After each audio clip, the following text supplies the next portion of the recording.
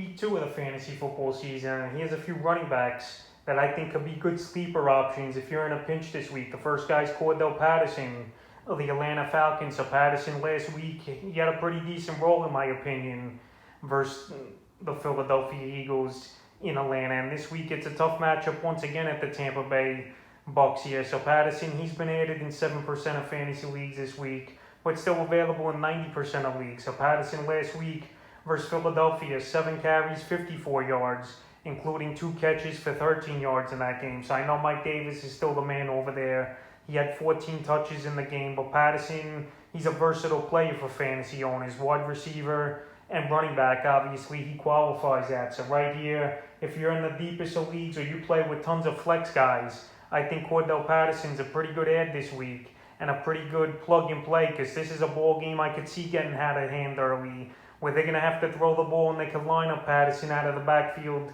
in 2 backfield sets with him and Davis, or even line him up in the slotted receiver. So right here, if the game script goes according to how I think it will, I think Patterson's a decent play this week at the running back position. The next running back's Jamal Williams of the Detroit Lions. So Jamal Williams, he had a huge game last week, and he started off the game as the starter for this Lion team, and he didn't disappoint. Him and DeAndre Swift both had great fantasy days in week 1. So Williams versus San Francisco, 9 carries, 54 yards, a touchdown, and he included 8 catches for 56 yards. So a big fantasy day, especially in PPR leagues for Jamal Williams, with 25 fantasy points last week. So right here, I don't think his numbers will be that good as they were last week, but this week versus former team, the Green Bay Packers in Green Bay at Lambeau on Monday Night Football, I could see a big game out of Jamal Williams versus former mates here, because I think he wants to send a message.